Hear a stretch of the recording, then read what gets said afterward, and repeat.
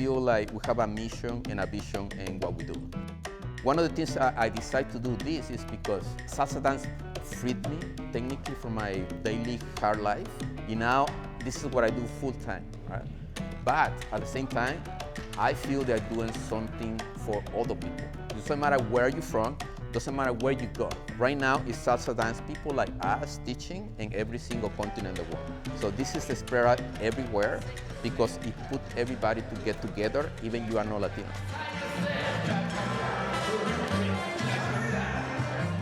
I'm from Mexico, right? Over there, sometimes you don't have a choice, you have to dance. We might be poor, but it's always a party all the time, okay? That's how I started learning how to dance. Right? I started with folklore, Mexican folklore. Then I started learning something called cumbia, that's coming from Colombia. Then the bachata, then I did salsa, then cha-cha-cha, more and more and more.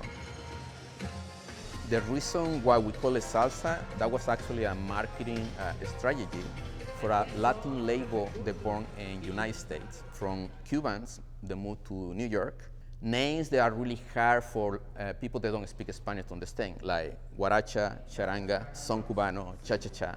So the owners of the label, they say, wait, so this is like food. You see, if you think about food, it's like you have onions, tomatoes, cilantro, you mix it up, you have salsa. You go cha-cha-cha, they go 6, 7, then walking forward.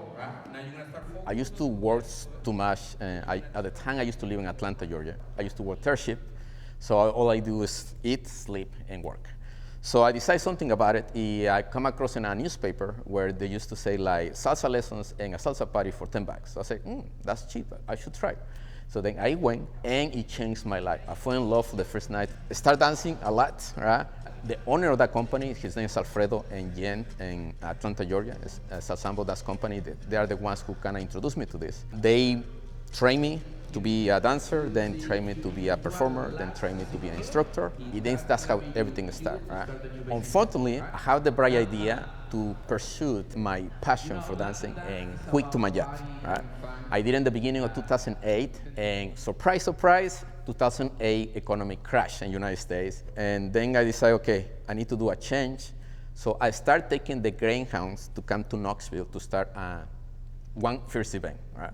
So I used to travel for hours, Atlanta to Knoxville, run a party, and then take a bus back, right? So I used to do that for almost a year, right? Because I didn't have a place to stay.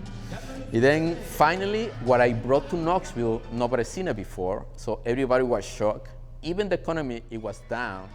Everybody started coming to the parties, everybody started coming to the classes, so business kind of blow up.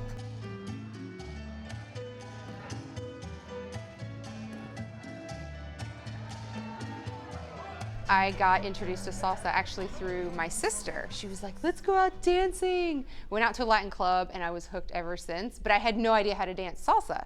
I had absolutely no idea. So then, a few years after that, the amazing Waldo Solano came to town and everybody was like, Waldo Solano, he dances salsa.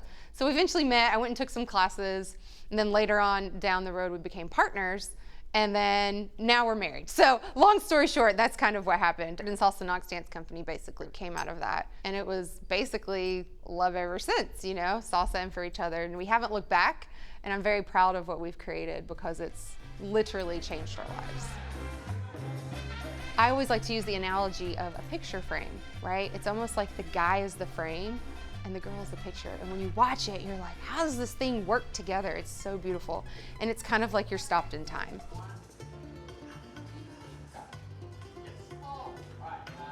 When a student comes to us, we have them fill out a questionnaire.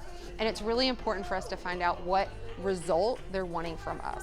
And that's where I'll give them an intake form and I'll ask them questions. I'll sit down and say, what do you want to get out of this? Why are you here? Are you here because you want X, Y, and Z?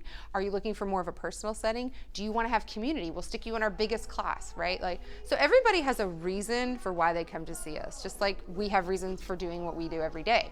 And once I can find out why they're with me, why they came, I've got them, because there's something for everybody in our system. And that's the way we do SalsaKnox, my husband and I, Waldo, is we try to look at it from the perspective of somebody that's a brand new student. They're coming to us, what do they want?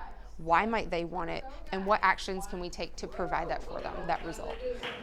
High five your partner, tell them, wonderful job, always. we have something we call clave. Clave is an instrument in the salsa band. It's 2 sticks. The sound sounds like this.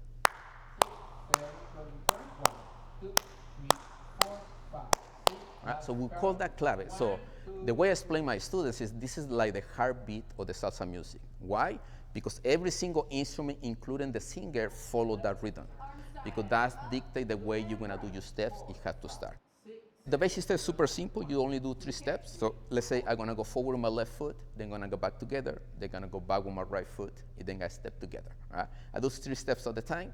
But what I'm gonna do, I'm gonna try to connect my steps with the rhythm of the clave, so that way you understand when I start dancing and when I'm gonna pause, because we pause by using the 8 counts we have in the music. All I have to do is this. I go ba, ba, ba, ba, ba, ba, ba, ba, ba, ba. That's how I know I'm on the time and dancing to the music. It's a good way to connect with the music. Right? 3, 4, 5, 6, 7. We keep it simple for people that don't know anything about music, right?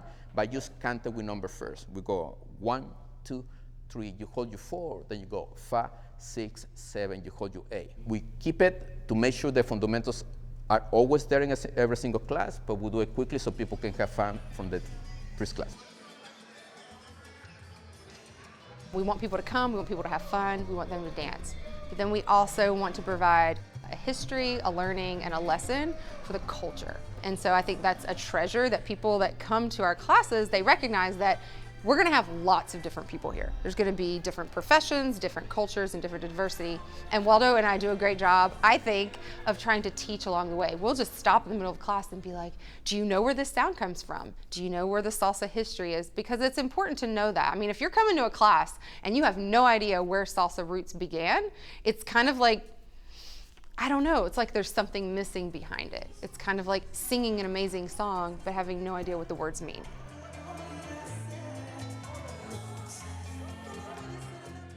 So I've been doing this for 43 years, dancing, so it's a very long time.